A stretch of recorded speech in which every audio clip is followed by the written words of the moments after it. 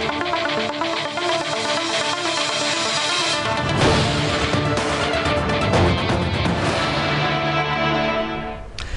আজি হবিয়ালৈ মই শান্তনু মহন্তই স্বাগতম জনাইছো এছআই কাণ্ডই ৰাজ্যত চাঞ্চল্য অব্যাহত ৰাখিছে পৰীক্ষা অনুষ্ঠিত হৈছিল অসম আৰক্ষীৰ উপপৰিদৰ্শকৰ বাবে নিয়োগ কৰা হ'লহেঁতেন অসম আৰক্ষীৰ উপপৰিদৰ্শকক পৰীক্ষা অনুষ্ঠিত কোনে কৰিছিল পৰীক্ষা অনুষ্ঠিত কৰিছিল অসম ৰাজ্যিক আৰক্ষী নিযুক্তি পৰিষদে তাৰ পাছত যেতিয়া কেলেংকাৰীৰ কথা ওলাল তাৰ পাছত যেতিয়া প্ৰশ্ন কাকত ফাদিল হ'ল তাৰ পাছত অনুসন্ধান চলিল অনুসন্ধানত কি ওলাল বিষয়া কোন জড়িত হৈ আছে প্ৰাক্তন শীৰ্ষ আৰক্ষী বিষয়া পিকে দত্তৰ নাম ওলাল এতিয়া দোষীক বিচাৰি অনুসন্ধান কোনে চলাইছে আৰক্ষীৰ শীৰ্ষ বিষয়াই চলাইছে এতিয়া লাহে লাহে ৰাজ্যৰ আৰক্ষীৰ প্ৰতি আস্থা উঠি যোৱা পৰিলক্ষিত হৈছে যেতিয়া এটাৰ পাছত আন এটা নাম পোহৰলৈ আহি আছে তেনে প্ৰেক্ষাপটত কেতবোৰ প্ৰসংগ আছে অনুসন্ধান চলি আছে আৰু তাৰ মাজতে প্ৰশ্ন কিন্তু কেইবাটাও আহিছে প্ৰশ্ন এইভাবে আহিছে যে যি নিযুক্তি পৰিষদে এই পৰীক্ষাটোৰ প্ৰস্তুতি চলাইছিল পৰীক্ষাটোৰ আয়োজন কৰিছিল সেই পৰিষদ সন্দেহ মুক্ত নেকি বা সন্দেহৰ আৱৰ্তৰ বাহিৰত নেকি এইভাবে প্ৰসংগ উত্থাপিত হৈছে নিযুক্তি পৰিষদৰ যিগৰাকী অধ্যক্ষ প্ৰদীপ কুমাৰ অৱসৰপ্ৰাপ্ত আইপিএছ প্ৰদীপ কুমাৰৰ এক বিস্ফোৰক সাক্ষাৎকাৰ অনুষ্ঠিত হৈছিল আমি সবিশেষ অনুষ্ঠানতে তেখেতৰ আমি এটা সাক্ষাৎকাৰ লৈছিল আৰু সেই সাক্ষাৎকাৰতে কেতবোৰ বিস্ফোৰক মন্তব্য কৰিছিল ৩৬ ঘণ্টা পাছত সাক্ষাৎকাৰটোৰ ৩৬ ঘণ্টা পাছত তেখেতে তাৰ পৰা এই দায়িত্বটোৰ পৰা অব্যাহতি ল'লে যিদিনাখন মই সাক্ষাৎকাৰটো লৈছিলোঁ কথা পাতিছিলোঁ সেইদিনাখন অফ দ্য ৰেকৰ্ড তেখেতে এই কথাটো কৈছিল যে ঘটনাটো হোৱাৰ পাছত তেখেতে এবাৰ ভাবিছিল যে দায়িত্বৰ পৰা অব্যাহতি ল'ব কিন্তু নহয় তাৰ পাছত তেখেতে স্থিৰ কৰিলে তেখেতে দায়িত্বটোত থাকিব ঠকাই নহয় মই যি সময়ত তেওঁৰ কাৰ্যালয়ত আছিলোঁ সেই সময়ছোৱাত দেখা পাইছিলোঁ যে যিসমূহ অন্য পৰীক্ষা এতিয়া অনুষ্ঠিত হ'বলৈ গৈ আছে সেই পৰীক্ষাসমূহৰ প্ৰস্তুতিত তেওঁ ব্যস্ত হৈ আছে বা বিভিন্ন লোকৰ সৈতে সেই সম্পৰ্কে প্ৰস্তুতি সম্পৰ্কে কথা বতৰা চলিছে গতিকে এনে প্ৰেক্ষাপটত এই ৩৬ ঘণ্টাৰ ভিতৰত এনেকুৱা কি ঘটিল যে তেওঁ পদত্যাগ কৰিলে পদত্যাগ কৰিবলৈ বাধ্য হ'ল কোনোবাই বাধ্য কৰালে নে নিজেই পদত্যাগ কৰিলে অনুশোচনা হৈ পদত্যাগ কৰিলে নে কি আছিল প্ৰসংগবোৰ এই ধৰণে উল্লেখিত হৈছে যে সেইদিনাখনে সেই সাক্ষাৎকাৰটোতে প্ৰদীপ কুমাৰে এটা কথা উল্লেখ কৰিছিল যেতিয়া সুধিছিল যে আপুনি কেনেকৈ গম পালে তেখেতক প্ৰশ্ন কাকতখন দিছিল হোৱাটছআপ যোগে এগৰাকী ব্যক্তিয়ে এগৰাকী যুৱকে যাৰ নাম গৌতম মেছ আছিল আৰু তেওঁ গৌতম মেছক ফোন কৰি মাতিলে কোনে দিলে সুধিলে গৌতম মেছে স্বীকাৰ কৰিছিল যে দিবন ডেকাই দিছিল তাৰ পাছত তেখেতে জনোৱা মতে দিবন ডেকা আৰু গৌতম মেছক লৈ গৈছিল চিআইডিৰ কাৰ্যালয়লৈ আৰু চিআইডিৰ কাৰ্যালয়ত তেখেতে মোৰ সাক্ষাৎকাৰত কোৱা মতে যে তেখেতে কৈছিল যে সমজাই দিছিল দিবন ডেকাকো আৰু গৌতম মেছকো তাৰ পাছত কি হ'ল দিবন ডেকা কেনেকৈ বাহিৰ ওলাল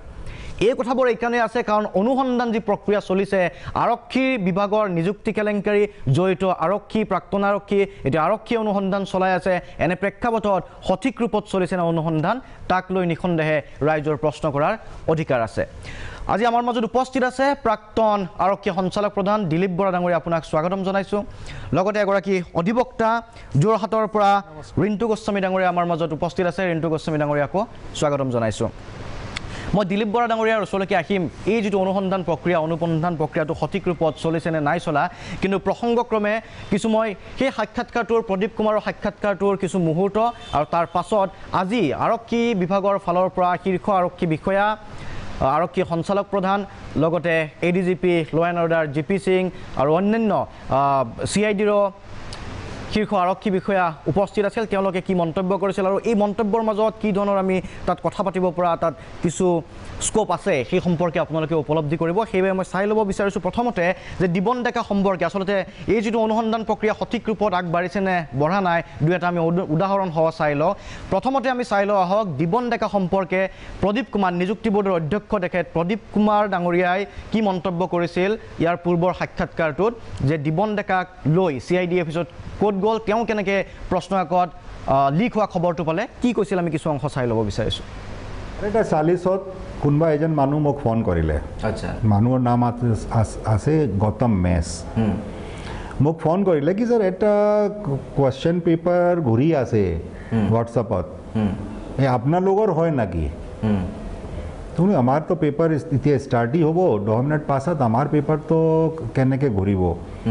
ক'লে ছাৰ মোৰ হোৱাটছআপত আছে মই পঠাওকচোন পঠাই দিলে মই চেক কৰিলোঁ আমাৰ এটা অফিচ কপি আহে চিল্ড কপি এইটো কপি মই খুলি তাতে কম্পেয়াৰ কৰিলোঁ একদম একজেক্টলি ছেম আছিলে তো মই লগে লগে প্ৰথম সব এছপিক হোৱাটছআপ কৰি দিলোঁ ডণ্ট ডিষ্ট্ৰিবিউট দ্য পেপাৰ্ছ প্ৰথমতে কিমান সময় হৈছিল এই লিকটো যিটো ক'লে আপোনাক 11:40 দিলে গৌতম মেছ বুলি কোনোবা এগৰাকীয়ে সেই গৌতম মেছে ক'ত পালে আপুনি অনুসন্ধান কৰিছে তাৰপিছত কি হ'ল যেতিয়া কেঞ্চেল খতম হ'ল মই গৌতম মেছক ফোন কৰিলোঁ হয় মই তুমি আছে ক'ত ক'লে মই আমিন গাঁৱত আছোঁ মই তুমি ইমিডিয়েটলি ইয়াতে আহিব লাগে মোৰ ইয়াতে তেখেত আহিলে ছানডে আছিলে আচ্ছা মই লোকেশ্যন দিলোঁ মোৰ ঘৰৰ লোকেশ্যন কি তাতে হওক মই ক'লোঁ তোমাক কোনে দিলে ক'লে এজন কোনোবা ডেকাজনী মানুহৰ নাম দিছে কোনোবা ডেকা আছে দিবন ডেকা দিছে প্ৰথম মই বিজন ভাবিছিলোঁ দিবন নাম শুনা আছিলে মই কোন ডেকা আছে কি ক'ত আছে মানুহ বোলে গুৱাহাটীতেই আছে দিবন ডেকাই দিছে বুলি কৈছিলে গুৱাহাটীতেই আছে মই কি মাতিব পাৰে কি মাতিলে আচ্ছা দুইজন আহি গ'ল মই দিবনক সুধিলোঁ দিবন বৰাক কি ক'ৰ পৰা পাইছিলে কি এজন কোনোবা নতুন নাম ক'লে বেলেগ নাম ক'লে কি তাৰ পৰা পাইছিলোঁ মই ফোন লগাওকচোন ফোন কথা পাতিলে ক'ত আছে সোণাপুৰৰ ওচৰা ওচৰি আছোঁ গুৱাহাটী আহকচোন তাক ক'লে ইতিমধ্যে মই দুইজনক লৈ CID অফিচত গ'লোঁ মই FIR দিলোঁ এইজন মানুহ মোক পঠাইছিলে পৰীক্ষাৰ হোৱাৰ আগতে হোৱাটছআপত পঠাইছিলে মিনিং হ'ল কি আমাৰ পেপাৰ লিক হৈছে এই মানুহ পঠাইছিলে ইয়াক যিজন পঠাইছিলে আপোনালোক এতিয়া ট্ৰেক কৰি ধৰক তেওঁলোকক বস্তুটো কেনেকৈ ক'ৰ পৰা ওলালে বস্তু এইটো ইনভেষ্টিগেশ্যনত ওলাব লাগিব এই গৌতম মেছ আৰু দিবন ডেকাক আপুনি CIDলৈকে লৈ গ'ল এইগৰাকী দিবন ডেকাই বিজেপিৰ এগৰাকী যুৱ নেতা হ'ব বিজেপিৰ যুৱ নেতা দিবন ডেকা বুলি ওলাইছে CIDৰ ওচৰত নিয়াৰ পিছত তেওঁলোকক তাত গ্ৰেপ্তাৰ নকৰ বা তেওঁলোকক তাত ৰাখিলে নে এৰি দিলে মই আছিলোঁ ৰাতি 8টালৈকে CID তেতিয়ালৈকে এৰি দিয়া নাছিলে আচ্ছা তেওঁলোকৰ পৰা ইনকুৱাৰী কৰি আছিলে কি তোমাক কোনে দিছিলে তাক কোনে দিছিলে আচলতে ইনভেষ্টিগেশ্যন এনেকৈ চলে কি লাষ্ট যেতিয়া কোৰ্ট লাষ্টৰ পৰা ওলাব চ'ৰ্চটো এনেকৈ চলি আছিলে তো তেওঁলোকক এৰেষ্ট নকৰিলে সিদিনা কাৰণ তেওঁলোকতো উইলিংলি খবৰ দি আছে ঠিক আছে মই আহিম এই মন্তব্যটো আছিলে প্ৰদীপ কুমাৰে সেই কথাখিনি ক'লে দিবন ডেকাক তাক লৈ গ'ল তাৰ পাছত এতিয়া আৰক্ষী বিভাগে এতিয়া CID ক্ৰাইম ব্ৰাঞ্চে সকলোৱে দিবন ডেকাক বিচাৰি হাহাকাৰ কৰিছে দিবন ডেকাৰ সন্ধান দিলে 1 লাখ টকাৰ পুৰস্কাৰ ঘোষণা কৰিছিলে কিন্তু সেই দিনাখনলৈকে CIDৰ ওচৰতে আছিল দিবন ডেকা তেনে ক্ষেত্ৰত প্ৰশ্ন স্বাভাৱিকতে উত্থাপিত হৈছিলে হাতত পায়ো কিয় নধৰিলে CIDয়ে দিবন ডেকাক গ্ৰেপ্তাৰ নকৰিলে বাৰু ঠিক আছে কিন্তু কিয় নিৰীক্ষণত নাৰাখিলে যিহেতু প্ৰদীপ কুমাৰে সেই মুহূৰ্তত কৈছিলে যে এওঁৰ পৰাই পাইছোঁ প্ৰশ্নকাকত আৰু দিবন ডেকাই কাৰ পৰা পাইছে সেয়াও নাম এটা দিছিল তেনে ক্ষেত্ৰত দিবন ডেকাক লগত লৈ কিয় এই অনুসন্ধান প্ৰক্ৰিয়াটো আগবঢ়োৱা নহ'ল সেই প্ৰশ্ন যেতিয়া উত্থাপিত হৈছিলে আজি তাৰ উত্তৰ ADGP GP সিঙে কি বুলি দিলে এবাৰ চাই লওঁ তাৰ পাছত মই আলোচনাৰ মাজলৈ আহিম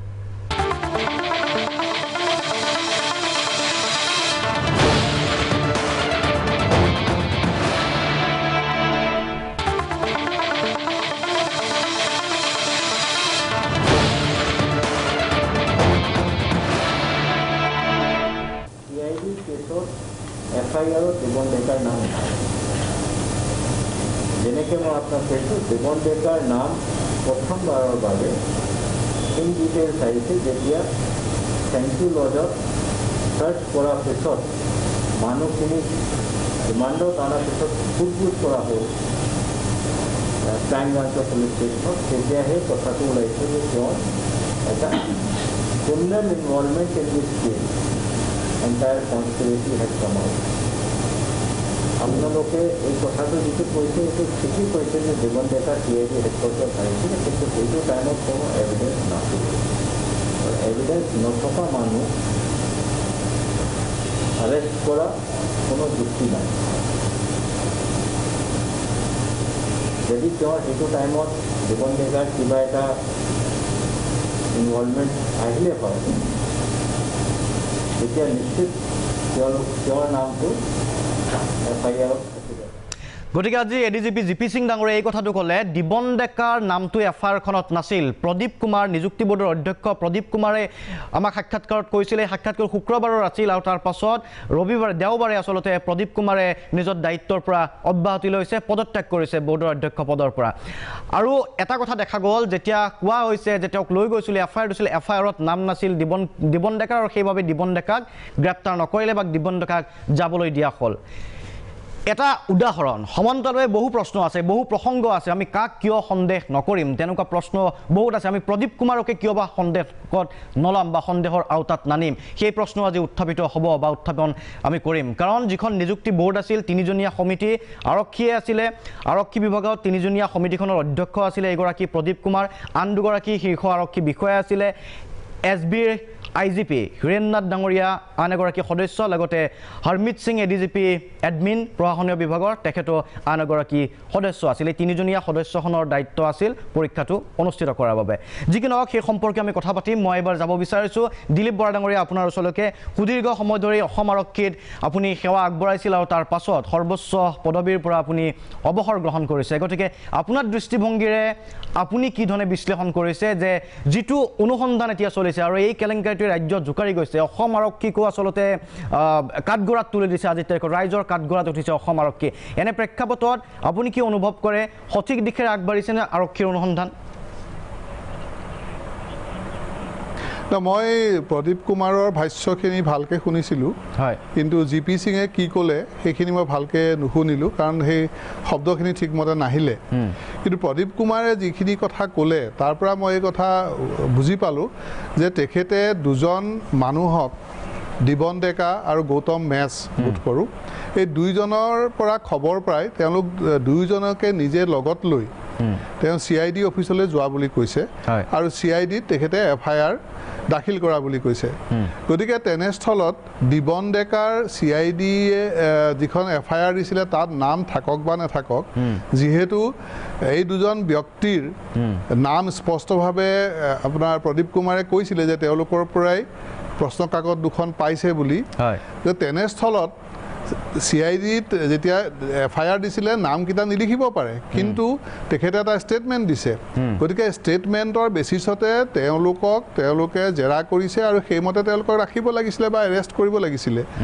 বা এৰেষ্ট নকৰিলেও তেওঁলোকক পুলিচ কাষ্টডিত ৰাখি ফাৰ্ডাৰ ইনভেষ্টিগেশ্যন কৰিব লাগিছিলে মই এই কথা বুজি নাপালোঁ যে সামান্য কথাতে চুৰি ডকাইতি নিচিনা কথাতে পকেট মাৰৰ নিচিনা কথাতে সাধাৰণ মানুহক ধৰি নি থানাৰ লকআপত ভৰাই থোৱা হয় 24 ঘণ্টা মানে 24 ঘণ্টা যদিও নিয়ম কিন্তু GD এন্ট্ৰি নকৰি পেলাই 24 ঘণ্টাতকৈ বেছি সময় থানাত ৰখাৰ উদাহৰণ ঢেৰ আছে তেনেস্থলত আনকি আপোনাৰ এক্সিডেণ্ট এটা কেছতো থানাত নি পেলাই মানুহক ঘণ্টাৰ পিছত ঘণ্টা বহুৱাই থোৱাৰ বহুত উদাহৰণ আমি পাওঁ আমাৰ ওচৰলৈ কমপ্লেইন আহে তেনেস্থলত CIDয়ে এই দুজন মানুহক কিয় বা যদি এজনক যাবলৈ দিয়া নাই তেনেহ'লে সেইটো এটা প্ৰশ্ন যে কিয় দিবন ডেকাক যাবলৈ দিলে তেনেহ'লে মই ভাবোঁ যে ইয়াৰ এটাই কাৰণ হ'ব পাৰে দিবন ডেকাক যিহেতু তেওঁ শাসনাধিষ্ঠিত দলৰ সদস্য আছিলে বা যুৱ নেতা আছিলে বুলি কৈছে মই নাজানো আচলতে তেওঁ যুৱ নেতা হয় নে নহয় কিন্তু যিখিনি বাতৰি কাকতত পঢ়িছোঁ আৰু আজি আপোনালোকে যিখিনি কথা কৈছে তাৰ পৰা মই অনুমান কৰিছোঁ যে তেওঁ এজন যুৱ নেতা হয় চাগে শাসনাধিষ্ঠিত দলৰ আৰু তেনেকুৱা এটা হয়তো পলিটিক্স ইয়াৰ ভিতৰত আছে বা তেওঁলোকে কোনোবা এটা উচ্চ মহলৰ পৰা হয়তো কিবা ইণ্টাৰফাৰেঞ্চ হৈছে যাৰ কাৰণে তেওঁ দিবন ডেকাক CIDয়ে নিজৰ কাষ্টডিৰ পৰা এৰি পঠালে এইটো বৰ আচৰিত কথা তেওঁ FIRত নাম নাথাকাৰ কাৰণে এটা ষ্টেটমেণ্ট দিয়াৰ পিছত FIR লজ কৰাৰ পিছত যিজন FIR দিছে তেওঁ নিজে কৈছে তেওঁ লগত লৈ আহিছে তাৰপিছত যদি কয় যে FIRত নাম নাই কাৰণে এৰেষ্ট কৰা নাই এইটো বৰ হাঁহি উঠা কথাই হ'ব লাগিব মই ভাবোঁ যদি এই ধৰণে চলে ইনভেষ্টিগেশ্যন প্ৰপাৰ ৱেত নচলিব এই ধৰণে যদি ইনভেষ্টিগেশ্যন চলে আৰু আজিলৈকে তেওঁক বিচাৰিও পোৱা নাই বোলে মই নাজানো মই এতিয়া বাহিৰৰ মানুহ মই এতিয়া সাধাৰণ নাগৰিক মই এজন সাধাৰণ নাগৰিক কিন্তু মই দেখিছোঁ পেপাৰত যি লিখা আছে যে তেওঁলোকে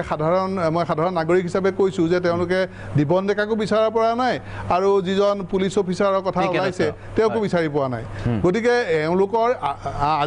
আজিকালি আপোনাৰ টাৱাৰৰ সুবিধা আছে অন্যান্য বহুত সুবিধা আছে তেওঁলোকৰ ছাৰ্ভেলেঞ্চ নেটৱৰ্ক আছে গোটেই ভাৰততে গতিকে এই ছাৰ্ভেলেঞ্চ নেটৱৰ্ক ইমান ইফেক্টিভ যে মানুহ ঘৰত শুই থকা অৱস্থাটো গম পাই তেওঁ ক'ত শুই আছে তেনেকুৱা এটা ছাৰ্ভেলেঞ্চ নেটৱৰ্ক থাকোঁতে কিহৰ কাৰণে এই যিজন ব্যক্তি মূল ব্যক্তি বুলিয়ে মই ক'ব খোজোঁ এই যিখন FIR-ত যিবিলাক নাম নাথাকিলেও কাৰণ তেওঁ তেতিয়া তাত উপস্থিত আছিলে তেওঁলোকক কেনেকৈ বিচাৰি পোৱা নাই মই সেইটো অলপ আচৰিত হৈছোঁ যদি এই ধৰণেই চলে মই নেভাবোঁ যে ইনভেষ্টিগেশ্যন প্ৰক্ৰিয়া সঠিক দিশত আগবাঢ়িছে খুব সুন্দৰ প্ৰসংগ ধন্যবাদ মই আহিম পুনৰ আপোনাৰ ওচৰলৈকে সুন্দৰ প্ৰসংগ উত্থাপন কৰিছে যে এই সময়ছোৱাত আজি তেওঁলোক পলাই আছে নে পলাই থাকিবলৈ সুযোগ দিয়া হৈছে নে এই সময়ছোৱাতে যিবোৰ তথ্য পাতি আছে যিবোৰ প্ৰমাণ আছে সেই প্ৰমাণসমূহ নষ্ট কৰাৰ কাৰণে সুযোগ দিয়া হৈছে এই ধৰণৰ প্ৰশ্ন ৰাইজৰ মাজত উঠিছে কাৰণ সময় গৈ আছে কিন্তু এতিয়াও পিকে দত্তকো ধৰিব পৰা নাই আৰু জানিব পৰা গৈছে পিকে দত্তৰ পত্নী সেইদিনাখনলৈকে গুৱাহাটীতে আছিলে ড্ৰাইভাৰজনক গ্ৰেপ্তাৰ কৰিছে কিন্তু ড্ৰাইভাৰে কৈছে যে তেখেতক পাণবজাৰত নমাই দিয়া হৈছিল পাণবজাৰত বেলেগ এখন গাড়ীৰ পৰা গুচি গ'ল ক'ত গুচি গ'ল বা দিবন ডেকা সেইদিনাখনলৈকে CIDৰ ওচৰত আছিল তাৰ পাছত অন্য এখন ৰাজ্যত আশ্ৰয় লোৱা বুলি কৈছে কিন্তু এই পৰ্যন্ত উলিয়াব পৰা নাই সমান্তৰালভাৱে যিটো অনুসন্ধান প্ৰক্ৰিয়া এই প্ৰশ্নটো ৰাইজৰ মাজত আছে যে এই প্ৰশ্ন কাকত লিক কেনেকৈ হ'ল দিবন ডেকাই পেপাৰখন ক'ত পালে পিকে দত্তই পেপাৰখন ক'ত পালে এই প্ৰশ্ন কাকত কোনে তৈয়াৰ কৰিছিল ক'ত গৈছিলে ক'ৰ পৰা আহিছিল দায়িত্বত কোন আছিল এই সকলোবোৰ লোক অনুসন্ধানৰ মাজত আহিব নে যিয়ে কেৱল টকা দিছিলে তেওঁলোকক বিচাৰি থকা হ'ব বা তেওঁলোকক গ্ৰেপ্তাৰ কৰি থকা হ'ব এই প্ৰশ্নবোৰ আছে এটা বাণিজ্যিক বিৰতি উভতি আহিম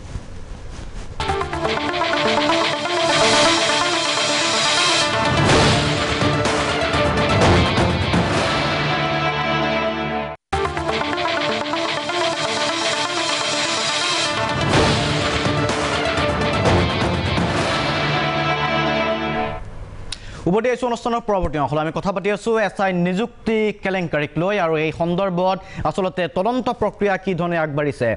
প্ৰাক্তন আৰক্ষী অঞ্চলক প্ৰধান দিলীপ বৰা ডাঙৰীয়াই কৈছে যে তাত সন্দেহৰ অৱকাশ নিশ্চয়কৈ থাকি গৈছে কাৰণ কি ধৰণে CIDয়ে সেইদিনাখন কি ব্যৱস্থা ল'ব লাগিছিল কিয় নল'লে সমান্তৰালভাৱে বহু প্ৰশ্ন উত্থাপিত হয় এই যিটো প্ৰক্ৰিয়া এই প্ৰক্ৰিয়াটো কি ধৰণে চলিছিল প্ৰশ্ন আগত কোনে প্ৰস্তুত কৰিছিল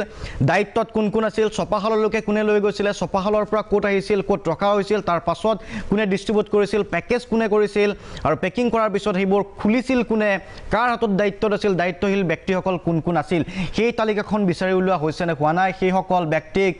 অনুসন্ধানৰ আওতাত অনা হৈছে নে হোৱা নাই নিখনদেখেই এই গোটেই কামখিনিৰ লগত আৰক্ষী বিভাগৰ লোকে জড়িত হৈ আছে অনুসন্ধানো আৰক্ষীয়ে চলাই আছে কিন্তু দিবন ডেকা আৰু পিকে দত্তৰ বাবে এতিয়া ৰৈ থাকিব লাগিব নেকি এই অনুসন্ধান প্ৰক্ৰিয়াটো অপেক্ষা কৰি থাকিব লাগিব নেকি নে নিজাকৈ অনুসন্ধান অগ্ৰগতি লাভ কৰিব মই ৰিন্তু গোস্বামী ডাঙৰীয়া আপোনাৰ ওচৰলৈকে আহিব বিচাৰিছোঁ এগৰাকী অধিবক্তা হিচাপে আপুনি কি অনুভৱ কৰে যি ধৰণৰ অনুসন্ধান প্ৰক্ৰিয়াটো চলিছে যি কাণ্ড সংঘটিত হৈছে তাৰ পাছত আপুনি কি বিশ্লেষণ কৰে যে সঠিক গতিত আগবাঢ়িছেনে অনুসন্ধান প্ৰক্ৰিয়াটো গোটেই বিষয়টো যদি আমি বিশ্লেষণ কৰি চাওঁ তেনেহ'লে এটা কথা দেখা যায় যে প্ৰথম ফোনটো আহিছিলে প্ৰদীপ কুমাৰলৈ গৌতম বেছৰ পৰা চ' গৌতম বেছ এনেকুৱা ধৰণৰ এগৰাকী প্ৰভাৱশালী ব্যক্তি নেকি তেওঁ পৰীক্ষা বৰ্ডৰ চেয়াৰমেনজনলৈ ফোন কৰিব পাৰিব তেওঁৰ ফোন নম্বৰটো ক'ত পালে আৰু তেওঁৰ লগত কি সংযোগ আছে এই কথাটোত এটা সন্দেহ থাকি যায় যে কোনো কাৰণতে মই ভাবোঁ যে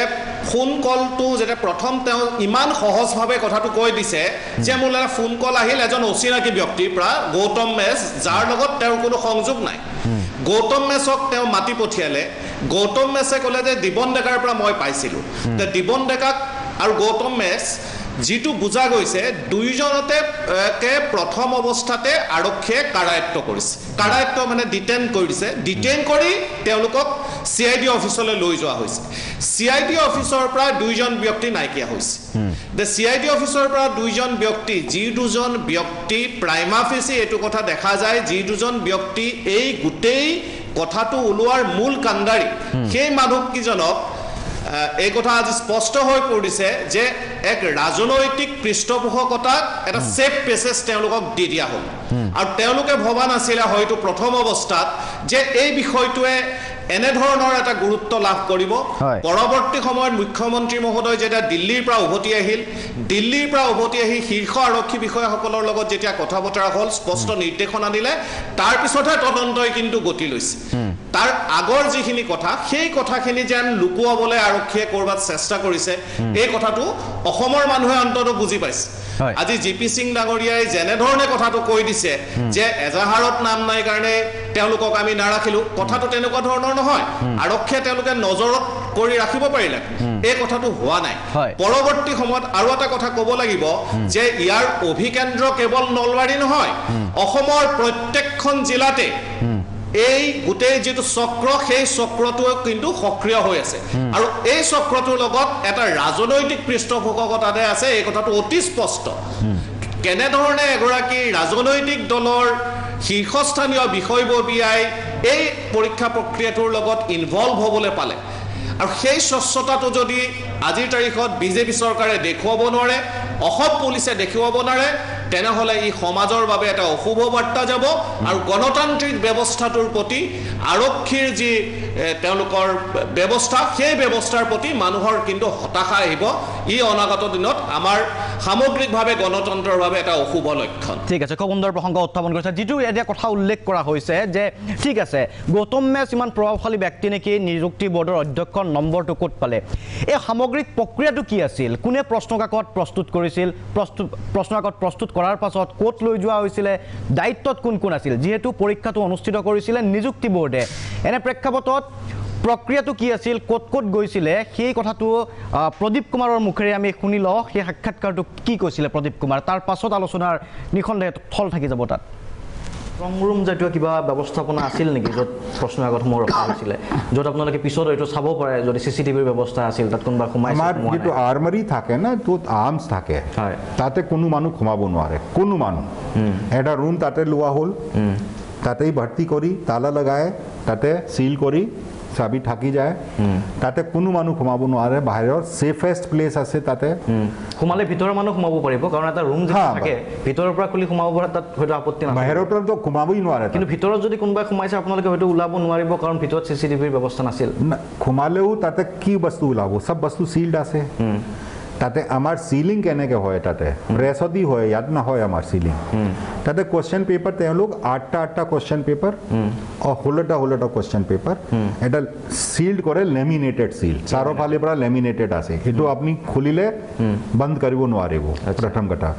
আৰু এই ওপৰ কভাৰ जो আছে তাতে নম্বৰ থাকে প্ৰত্যেকৰ এইটো নহয় কি আপুনি কভাৰ চেঞ্জ কৰিব পাৰে এইটো নোৱাৰে তাৰ পিছত আমাৰ যি ভেনিউ থাকে যেনে কোনোবা ভেনিউ 400 কেণ্ডিডেট নাম আছে তো এই 8টা সোল হোল্ডাৰ কাৰা এটো এটা 400 মান 405 406 যিমান হ'ব টোটাল কৰি এটা পেকিং কৰিব এই পেকিং হ'ব সিল্ড হ'ব তাতে পুৰা সিল যেটো হ'ব সিলৰ এটা এই আহিব স্যাম্পল আচ্ছা কি এটো স্যাম্পলৰ সিল তাতে এটা সাৰ্টিফিকেট লিখা থাকে ওপৰ সেল বলে हाँ सर्टिफिकेटो থাকে এটা যেটো সাইন কৰিব লাগিব তাতে স্কুলৰ প্ৰিন্সিপাল আমাৰ অফিসাৰ পুলিশ অফিসাৰ আৰু যদি আউটসোৰ্স এজেন্সিৰ মানুহ আছে তিনজন সাইন কৰিব লাগিব তাতে লিখা থাকিব লিখিব তেওঁলোক যেনেকৈ 12টা বাজে আসলে পৰীক্ষা তাতে লিখিব কি received sealed packet opened in our presence at 11:30 am sign কৰিব তিনজন সহি কৰি দিব তো এতিয়া যেটো আৰ্মাৰী যেটো আছিল আচ্ছা এই সব সিল্ড আছিল যদি কোনবা তাতে খুলিবলৈ চেষ্টা কৰে তো ধৰা পৰিব আৰ্মাৰীৰ পৰা যদি সিল্ড এটো খুলিবলৈ চেষ্টা কৰে আকৌ সিল কৰি দিব নোৱাৰিব নেকি খুলিলৈ হোৱাটছআপত ফটো এখন মাৰিলৈ এটো সিল কৰিব নোৱাৰিব এটো সিল কৰাৰ ব্যৱস্থা নাই হয়তো পাৰিব সেই ধৰণৰ মেটেৰিয়েলখিনি আগতে জমা কৰিব লাগিব দীৰ্ঘ এটা পৰিকল্পনা লাগিব তেওঁলোকক যদি কোনবাই কৰিছে ধৰি ললো কাৰণ এতিয়াতো আমি এটা সম্ভাৱনাৰ ওপৰত কথা পাতি আছো ক'ত ক'ত হ'ব পাৰে যদি কৰা হয় তেওঁলোকে এটা পৰিকল্পনা লাগিব বা তাত পূৰ্বতে প্ল্যান কৰি থৈছে যিদিনাখন পৰীক্ষা অনুষ্ঠিত হৈছিল পেপাৰবোৰ সেইদিনাখনে ডিস্ট্ৰিক্টবিলাকত গৈছিল না আগত গৈছিল 18 তাৰিখে আমি সব এসপি বিলাকক লিখিছিলো কি আপোনালোক এসকৰ্ট পাৰ্টি পঠাওক আপোনাৰ যিমান ভেনিউ আছে ইমান ভেনিউ আমি ইয়াতে আপোনাক ইয়ে দি দিম পেকেট কিন্তু পেকেট বেলেগ ভেনিউ ওয়াইজ নিদিও আমি আইৰন বক্স আনাম তেওঁলোকো লৈ আহে আমাৰো থাকে যদি কম পৰে কোনবা ডিস্ট্ৰিক্টৰ 4টা ভেনিউ আছে তো এই ভেনিউ ওয়াইজ যেটো আহিছে ভেনিউ ওপৰ লিখা আছে হৰে প্ৰত্যেকৰ এটো এনেকে তেওঁলোকৰ আইৰন বক্সত থওঁ লক কৰো দুটা লক থাকে আচ্ছা চাবি সিল কৰি দিম লক চাবি বেলেগকে এটা খামত ভৰাও এটো সিল কৰি দিও এসপি নামত লিখা থাকে চাবি সুপ্ৰিণ্ট অফ পুলিচ সোয়ানসো ডিস্ট্ৰিক্ট और एस्कॉर्ट पार्टी है केतियाबा डीएसपी है केतियाबा एडिशनल एसपी है पार्टी है লৈ যায় ডিস্ট্ৰিক্টৰ 18 তাৰিখে এই সব বস্তু গুছি গল ইয়াৰ পৰা আমাৰ 18 তাৰিখৰ ডিস্ট্ৰিক্ট বিলাকত গৈ পালে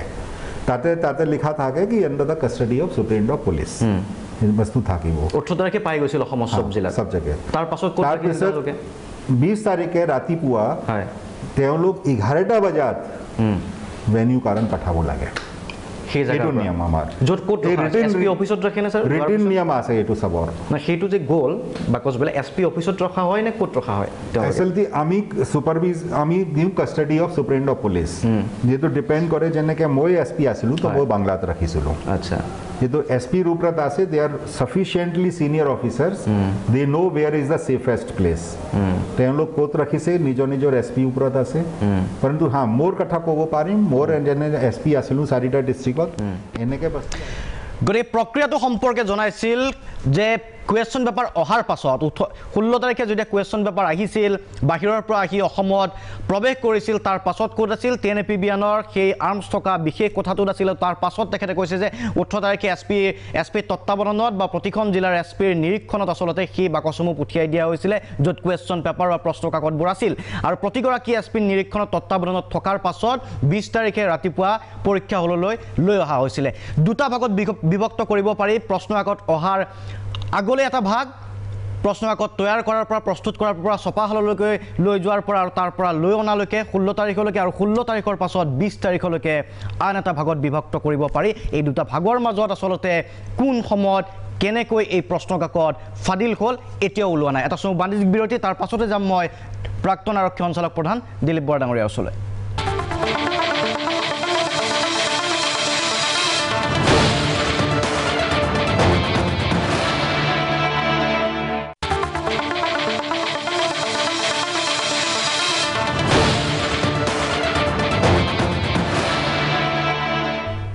উভতি আহিছোঁ অনুষ্ঠানৰ পৰৱৰ্তী অংশলৈ আমি কথা পাতি আছিলোঁ যে এছআই কাণ্ডৰ এতিয়া অনুসন্ধান প্ৰক্ৰিয়া কি ধৰণে চলিছে মই যাব বিচাৰিছোঁ দিলীপ বৰা ডাঙৰীয়াৰ ওচৰলৈকে প্ৰাক্তন আৰক্ষী সঞ্চালক প্ৰধান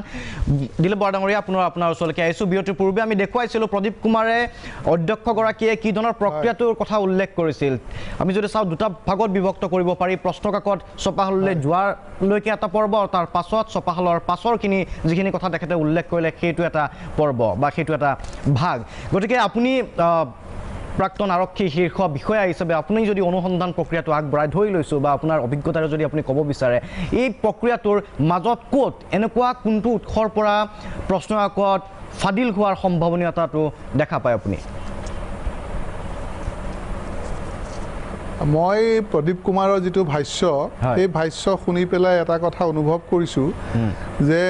প্ৰশ্ন কাকত কিখন বা টোপোলাবিলাক যেতিয়া প্ৰিণ্টাৰৰ পৰা আহিছিলে ফুল্লি ছিকিউৰ্ড কণ্ডিশ্যনত আহিছিলে আৰু ফুল্লি ছিকিউৰ্ড কণ্ডিশ্যনত সেইবিলাক ৰখা হৈছিলে আৰু ফুল্লি ছিকিউৰ্ড কণ্ডিশ্যনতে সেইবিলাকক ডিষ্ট্ৰিবিউট কৰা হৈছে গতিকে সেইখিনি ইয়াৰ পৰা লৈ যোৱাৰ পিছত সেইখিনি খোলাৰ ক্ষেত্ৰতো প্ৰদীপ কুমাৰে কোৱা মতে যে কোনোবাই যদি খোলেও সেইটো ধৰা পৰি যাব তেনেকুৱা এটা ব্যৱস্থা আছে গতিকে মই যিটো প্ৰক্ৰিয়া দেখিছোঁ অহাৰ পিছৰ কথাখিনি কৈছোঁ ইয়ালৈ অসমলৈ আহি পোৱাৰ পৰা সেই প্ৰক্ৰিয়াটোত তেনেকুৱা মই কোনো সম্ভাৱনা চকুত পৰা নাই এতিয়ালৈকে তেতিয়াহ'লে মোৰ প্ৰশ্ন উঠিছে যে গৌতম মেছ বোলা মানুহজনে যিখন প্ৰশ্ন কাকত পঠাইছিলে প্ৰদীপ কুমাৰলৈ সেই প্ৰশ্ন কাকতখন শুনামতে মই দেখা নাই সেই প্ৰশ্ন কাকতখন বোলে হাতে লিখা আছিলে যদি হাতে লিখা হয় তেনেহ'লে প্ৰিণ্টেড প্ৰশ্ন কাকতৰ পৰা সেইখন ফটোকপি কৰাটো সম্ভৱ নহয় সেইটো কথা নুঠে তেনেহ'লে আমি ভাবিব লাগিব যে প্ৰশ্ন কাকতখন হাতে লিখা অৱস্থাত হয় যেতিয়া প্ৰশ্ন কাকত ইয়াতে প্ৰস্তুত কৰা হৈছিল তেতিয়া তাৰ পৰা কোনোবাই কপি কৰিছে নহ'লে এনেকুৱা হ'ব পাৰে যে প্ৰশ্ন কাকতখন যিজনে প্ৰশ্ন কাকত প্ৰিপেয়াৰ কৰিছিলে তেওঁ ৰাখি থৈছিলে নিজৰ ফাইলত বা ক'ৰবাত সেইটো অফিচতো থাকিব পাৰে প্ৰদীপ কুমাৰ অফিচতো থাকিব পাৰে যে সেই ফাইলৰ পৰা হয়তো কোনোবাই এটা মুহূৰ্তত সেইখনৰ পৰা কপি কৰি নকল কৰি লৈছে মই আপোনাক ক'ব বিচাৰিছোঁ জনাব বিচাৰিছোঁ প্ৰদীপ কুমাৰে এই কথাটোও উল্লেখ কৰিছে যিখন গৌতম মেছে তেখেতক দিছিলে হোৱাটছআপ যোগে তাত টিক মাৰ্ক দিয়া আছিল 100টা নম্বৰৰ কিন্তু হাতে লিখা আছিল নে প্ৰিণ্টেড আছিল সেই কথাটো নকলে বাৰু তেখেতে না মই পেপাৰতে পাইছোঁ গতিকে মই সেইকাৰণে খুব ভালকৈ বস্তুটো মই বুজি পোৱা নাই যদি প্ৰিণ্টেড আছিলে তেনেহ'লে প্ৰিণ্টাৰৰ ফালৰ পৰা অহাৰ পিছতে ক'ৰবাত হৈছে নহ'লে SP সকলে লৈ যোৱাৰ সময়ত যিহেতু প্ৰত্যেক SPয়ে দায়িত্বত লৈ গৈছে তেওঁলোকে যদি কিবা মিছ হেণ্ডেল কৰিছে তাত হ'ব পাৰে গতিকে আৰু নহয় থাৰ্ড অপশ্যনটো এইটো খোলোতেতো ধৰা পৰিব বুলি কৈছে থাৰ্ড অপশ্যনটো মই ভাবা নাই যিহেতু প্ৰদীপ কুমাৰৰ যি ষ্ট্ৰং ৰুমৰ ব্যৱস্থা আছে সেই ষ্ট্ৰং ৰুমৰ পৰা কোনোবাই সেইটো পেকেটটো খুলি লৈ গ'লে বা তেনেকুৱা কিবা এটা কৰিলে ধৰা পৰা সম্পূৰ্ণ সম্ভাৱনা আছে কাৰণ আলমাৰীৰ ভিতৰত যথেষ্টখিনি মানুহ থাকে 7-8জনকৈ চিপাহী থাকে আৰু ফুল্লি আৰ্ম থাকে 24 আৱাৰ্ছ গতিকে তেনেকুৱা তাৰ পৰা কোনোবাই নিয়া বুলি মই বিশ্বাস কৰিবলৈ টান পাম এই প্ৰক্ৰিয়াটো মই ভাবোঁ যে যিখন অৰিজিনেল প্ৰশ্ন কাকত যদি মানে প্ৰিণ্টেড নহয় যদি হাতে লিখা হয় তেনেহ'লে গুৱাহাটীতে হৈছে আৰু গুৱাহাটী প্ৰশ্ন কাকত যোনে প্ৰিপেয়াৰ কৰিছে তেওঁৰ হয়তো কিছুবা গাফিলতিৰ কাৰণে হ'ব পাৰে বা প্ৰশ্ন কাকতৰ অৰিজিনেল যদি হাতে লিখা আছিলে সেইখন যদি অফিচলৈ লৈ আহিছে আৰু অফিচত যদি তাক ভালকৈ ছিকিউৰ্ড অৱস্থাত ৰখা নাই তাৰ পৰা কোনোবাই কপি কৰিব হয়তো পাৰে এইটো সম্ভাৱনা মই ভাবোঁ গতিকে কিন্তু কথা হ'ল কি এটা যেতিয়া আপোনাৰ ইনভেষ্টিগেশ্যন চলি আছে প্ৰপাৰলি ইনভেষ্টিগেট কৰিলে এই কথাবিলাক কিন্তু ওলাই পৰিব তাৰ কাৰণে অৱশ্যে দিবন ডেকাৰ যথেষ্ট প্ৰয়োজন আছে দিবন ডেকাই ক'ৰ পৰা পালে ক'ৰ পৰা প্ৰশ্ন কাকতখন পালে কাৰণ গৌতম মেছে কৈছিলে যে প্ৰশ্ন কাকতখন তেওঁ দিবন ডেকাৰ পৰা পাইছে গতিকে দিবন ডেকাই ক'ত পালে সেই কথাটো কিন্তু কোনেও এতিয়ালৈকে কোৱা নাই যদি CIDক কৈছিলে কাৰণ কেইবা ঘণ্টাও CIDৰ লগত আছে বুলি প্ৰদীপ কুমাৰে মোক আমাক কৈছে সকলোকে তেওঁ কৈছে যে মই 8 বজালৈকে তাত ৰাতি আছিলোঁ তেতিয়ালৈকে কিন্তু দিবন ডেকা CID অফিচত আছিলে গতিকে তেনেস্থলত ময়ো CID অফিচত আছিলোঁ সেইকাৰণে মই এইখিনি মই IGP আছিলোঁ CID এটা সময়ত গতিকে মই জানো যে তাত তেতিয়া মানুহজন থাকে এইখিনি কথা বতৰা নিশ্চয় হৈছে ক'ৰ পৰা পালে কি হ'লে সেইখিনি ৰেকৰ্ড হৈছে নে নাই গতিকে সেইখিনি যদি চাই তেনেহ'লে তাৰ পৰা ওলাই পৰিব CIDত লকআপৰ ব্যৱস্থাও আছে গতিকে এই সকলোবিলাক ব্যৱস্থা থকা স্বত্তেও মানুহজনক যেতিয়া তাৰ পৰা গুচি যাবলৈ দিছে এই ক্ষেত্ৰত কিন্তু কিয় গুচি যাবলৈ দিলে সেইটো অনুসন্ধানৰ ভিতৰত আহিব লাগে আৰু কাৰ নিৰ্দেশত এইটো কাম কৰা হ'ল তেওঁক যাবলৈ দিয়াটো সেইটো ভালকৈ ইনভেষ্টিগেশ্যন কৰিব লাগে তেতিয়া বোধ কৰোঁ গোটেই সূত্ৰটো ওলাই পৰিব দিবন ডেকাক যিজন মানুহে যাবলৈ দিলে দিবন ডেকাক বিচৰাতকৈ এতিয়া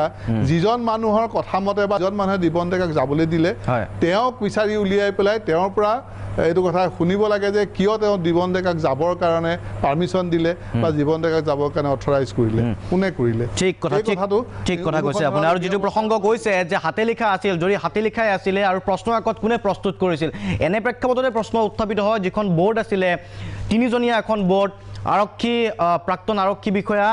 এগৰাকী প্ৰদীপ কুমাৰ অধ্যক্ষ আছিল প্ৰশাসনৰ ADG আৰক্ষী প্ৰশাসনৰ ADGP হৰমিত সিং আছিলে এগৰাকী বিষয়া আৰু বিশেষ শাখাৰ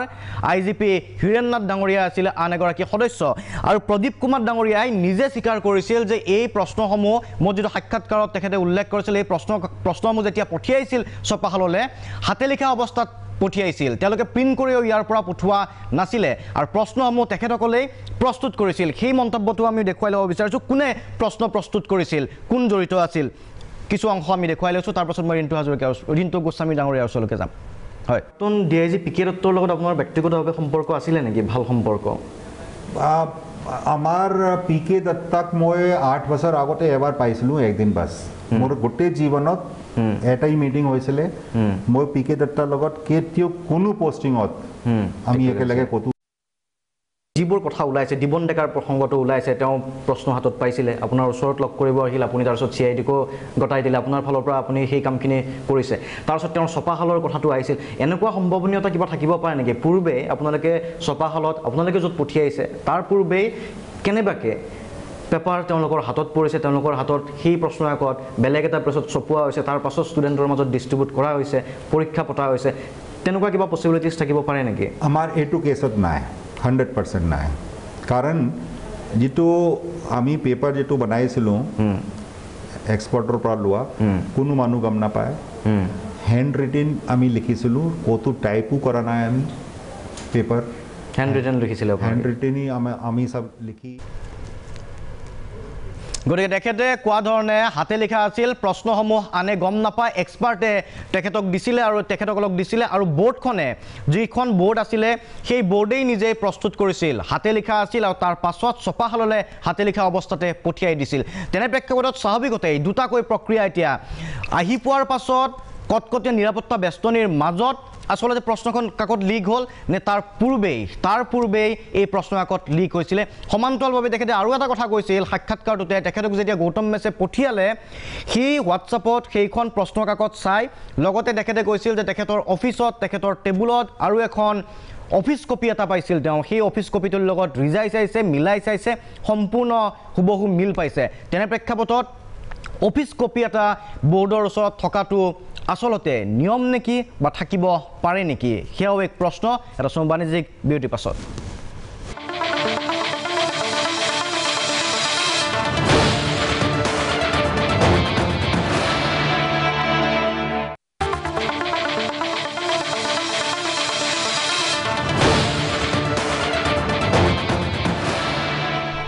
উভতি আহিছোঁ অনুষ্ঠানৰ শেষ অংশলৈ সময় খুব কম আছে সেইবাবে মই যাব বিচাৰিছোঁ যোৰহাটলৈকে ৰিণ্টু গোস্বামী ডাঙৰীয়া আছে ৰিণ্টু গোস্বামী ডাঙৰীয়া আমি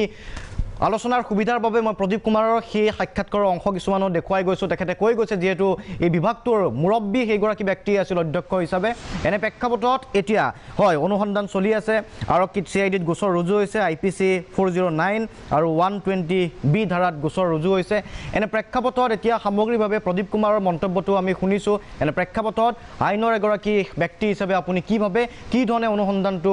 আগবঢ়ালে ন্যায়ালয়ৰ দৃষ্টিকোণেৰে এইটো সহজ হ'ব বা যেটো বিজয় আসলতে সেই সকল প্ৰাৰ্থীয়ে পাব লাগে চাকৰি প্ৰত্যাশী প্ৰাৰ্থীয়ে সেই বিজয় পাবলৈ দোষীয়ে উপযুক্ত শাস্তি পাব চমুকৈ প্ৰথম কথা হ'ল যে এই গোটেই বিষয়টোত আৰক্ষীয়ে খুব ক্ষিপ্ৰভাৱে এই অনুসন্ধানটো কৰিব লাগিব আৰু অতি দক্ষ বিষয়াৰ দ্বাৰা আৰু অসম চৰকাৰৰ শীৰ্ষ স্থানীয় যিসকল অসম পুলিচৰ বিষয়া আছে সেই বিষয়াসকলে এই গোটেই প্ৰক্ৰিয়াটো আগবঢ়াই নিব লাগিব আৰু জনসাধাৰণক আশ্বস্ত কৰিব পৰাকৈ এটা তদন্ত প্ৰক্ৰিয়া হ'ব লাগিব কিন্তু আজিৰ তাৰিখত যিটো কথা হৈ আছে সেই তদন্ত প্ৰক্ৰিয়াটো ঠিক যেন সঠিক দিশত আগবঢ়া নাই এনে এটা শংকাৰ পৰিৱেশ ৰাইজৰ মাজত গঢ় লৈ উঠিছে এই শংকাৰ পৰিৱেশটো প্ৰথম তদন্তকাৰী বিষয়াসকলে আঁতৰাব লাগিব দ্বিতীয় কথাটো হ'ল বহু সময়ত দেখা যায় আদালতত যিসকল অনুসন্ধানকাৰী বিষয়াই এই এনেকুৱা ধৰণৰ গোচৰবিলাক অনুসন্ধান কৰে তেওঁলোকৰ লগত লিগেল এক্সপাৰ্ট নাথাকে আৰু ভাৰতবৰ্ষৰ অন্যান্য ৰাজ্যবিলাকক এই ব্যৱস্থাটো আছে আমাৰ পুলিচৰ অনুসন্ধানত এনেকুৱা হয় অসমৰ তেওঁলোক নিজেই লিগেল এক্সপাৰ্ট তেওঁলোকে সকলো লিগেল কথা জানে মই ভাবো অসম চৰকাৰে তৎকালীনভাৱে এই তদন্ত প্ৰক্ৰিয়াৰ লগত এটা লিগেল টিম জড়িত কৰিব লাগে এটা লিগেল এক্সপাৰ্টৰ টিম জড়িত কৰিব লাগে ইনভেষ্টিগেশ্যনত আমি লিগেল এক্সপাৰ্টৰ টিম এনগেজ কৰো পৰৱৰ্তী সময়ত যেতিয়া গোচৰটোৰ চাৰ্জশ্বিট হয় তাৰ পিছত মই ভাবো প্ৰথমৰ পৰাই তদন্তৰ সময়ৰ পৰাই লিগেল এক্সপাৰ্টৰ এটা team part and parcel of the investigation হ'ব লাগে যদি সেইটো হয় তেতিয়াহ'লে তদন্তত যদি কিবা লেকুনা থাকি যায় সেই লেকুনাবিলাক তদন্তকাৰী বিষয়াজনে ফিল আপ কৰি যোৱাত এটা সুবিধা হ'ব ঠিক আছে ধন্যবাদ জ্ঞাপন কৰিছোঁ আপোনাক সময় যিহেতু কম আছিলে মই এবাৰ শেষৰটো মন্তব্য দিলীপ বৰা ডাঙৰীয়াৰ পৰা শেষৰটো মন্তব্য খুব চমুকৈ বিচাৰিছোঁ মই এটাই কথা ক'ব খোজো যে গৌতম মেছক এই কথাটো সুধিব লাগে তেখেতে সেইখন যে কিয় দি দিলে তেওঁ পৰীক্ষাৰ্থী আছিল নে নাই তেওঁ মানে হেৰিয়ালে কি কয় আমাৰ প্ৰদীপ কুমাৰলৈ সেইখন কিয় দি দিলে তেওঁতো পৰীক্ষাৰ্থী যদি আছিলে তেওঁক যদি কোনোবাই দিছিলে তেওঁ চাকৰি পাব পাৰিলেহেঁতেন তাৰ কাৰণটো কি সেইটো কথা কিন্তু এতিয়ালৈকে কোনো কোৱা নাই গৌতম মেছক সেইকাৰণে খুব ভালদৰে জেৰা কৰি পেলাই তেওঁক সুধিব লাগে কাৰণ কি মই আকৌ সন্দেহ কৰোঁ যে অন্য কিবা ধৰণে তেওঁৰ ওপৰত প্ৰেছাৰ আহিব পাৰে এই একিউজনৰ ওপৰত গতিকে তেখেতে যাতে প্ৰপাৰলি তেখেতৰ ইনভেষ্টিগেশ্যন হয় সেইটো ইনভেষ্টিগেশ্যন এজেঞ্চিয়ে সেইটো এনচিয়ৰ কৰিব লাগে গৌতম মেছৰ পৰা যাতে গোটেই কথাখিনি বৰ ধুনীয়াকৈ তাৰ পৰা উলিয়াই লোৱা হয় নহ'লে কিন্তু ইনভেষ্টিগেশ্যন ভালদৰে প্ৰচিড কৰিব নোৱাৰিব আৰু শেষৰ কথাটো মই এইটোৱে ক'ব খোজোঁ যি আউটচোৰ্চিং যি ছিষ্টেম গভৰ্ণমেণ্টে কৰিছে এই আউটচোৰ্চিং ছিষ্টেমৰ মাজত বহুত কেৰুণ আছে আৰু ইয়াৰ পৰা বিশেষকৈ কিছুমান মানুহে লাভৱান হৈছে ছিষ্টেমটো লাভৱান হোৱা নাই আৰু ইয়াত যিসকল আমাৰ চৰকাৰী বিষয়া আছিল তেওঁলোক একাউণ্টেবল আছিলে সেই একাউণ্টেবিলিটি বহুতখিনি কমি গৈছে আউটচোৰ্চিং কৰাৰ নামত গতিকে এই বস্তুটো ৰিভিজিট কৰিব লাগে ৰিভিজিট কৰি তেওঁলোকে ইয়াক কিবা যদি কেৰুণ আছে তাৰ পৰা দূৰ কৰিব লাগে ঠিক আছে ধন্যবাদ জ্ঞাপন কৰিছোঁ আউটচোৰ্চিঙৰ প্ৰসংগটো থাকি গৈছে সেইটোও হয় গুৰুত্বপূৰ্ণ এটা প্ৰসংগ আছিলে প্ৰাঞ্জল বৰুৱা নামৰ এগৰাকী ব্যক্তিৰ নাম এতিয়া চৰ্চাত আছে চৰ্চা চলি আছে আৰু অসম আৰক্ষীৰে শীৰ্ষ বিষয়াৰ সৈতে আচলতে যথেষ্ট ভাল সম্পৰ্ক বুলিও চৰ্চা চলিছে ৰাইজৰ মাজত গতিকে এনেবোৰ প্ৰসংগ যিহেতু এতিয়া বিষয়টো আৰক্ষীৰ লগত জড়িত অনুসন্ধানো আৰক্ষীয়ে কৰি আছে গতিকে ৰাইজৰ মাজত প্ৰশ্নও আছে কিমান ক্ষিপ্ৰতাৰে স্বচ্ছতাৰে অসম আৰক্ষীয়ে নিজকে প্ৰমাণ দিব পাৰে প্ৰমাণিত কৰিব পাৰে তাৰ ওপৰত নজৰ ৰাখিব অসমৰ ৰাইজেও ইয়াৰ লগে লগে আজি সবিশেষৰ পৰা শান্তনু মহন্তক বিদায় লৈছোঁ ধন্যবাদ